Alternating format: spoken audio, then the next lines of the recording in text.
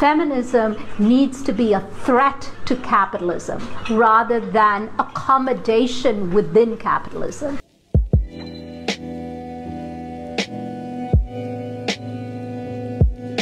For 40 years of neoliberalism, the politics of feminism had been narrowed to mean success within capitalist structures. A feminist was supposed to be an empowered person who succeeded in the various corridors of capitalist power. So feminist empowerment would be to become the president of an imperialist country, to become CEO of a corporation that globally exploited workers and migrant labor. It was about who had the best corner office.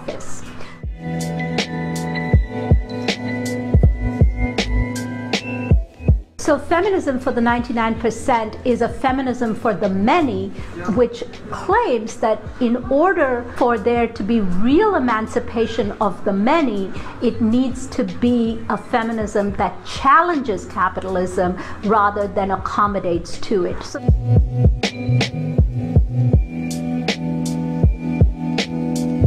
So the first premise for a feminism for the 99% must be international solidarity, because capitalist exploitation and oppression is on an international scale. It is not that certain parts of the world are rich, but it is that certain parts of the world are rich because other parts of the world are poor. Colonialism, slavery are actually the building blocks for capitalism rather than simply accidents of capitalism or simply effects of capitalism.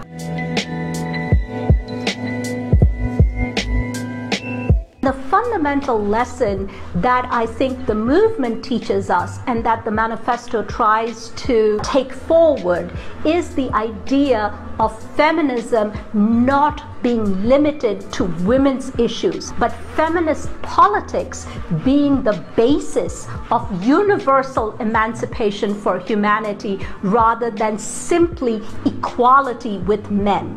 Because the fundamental understanding is, what good is equal wages with men if both wages are low? So that understanding of feminism as a political basis for universal emancipation, I think, is a lesson that we as authors learned from the movement of the international feminist strikes and the teachers and nurses strike waves in the social reproduction sector. Is the lesson we learned and the lesson that we try to take forward in the manifesto.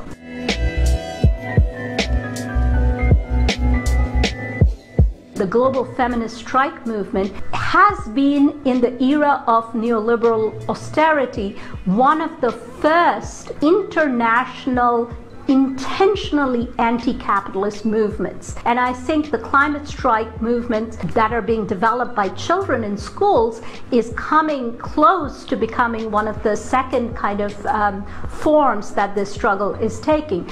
But the international feminist strike has to be about internationalism because the same policies that are fueling misogyny in the United States are the ones that are benefiting the same rulers in, say, for instance, Brazil. So, for instance, Trump's misogynistic policies are actually being copied and celebrated by Bolsonaro in Brazil, and Trump is rolling out the red carpet for Bolsonaro when he comes to visit in Washington, D.C. So feminists who only operate on an anti-Trump basis will not be an effective fighter against this global misogyny unless we can connect our struggles with our Brazilian sisters along with our American sisters in the anti-Trump struggle.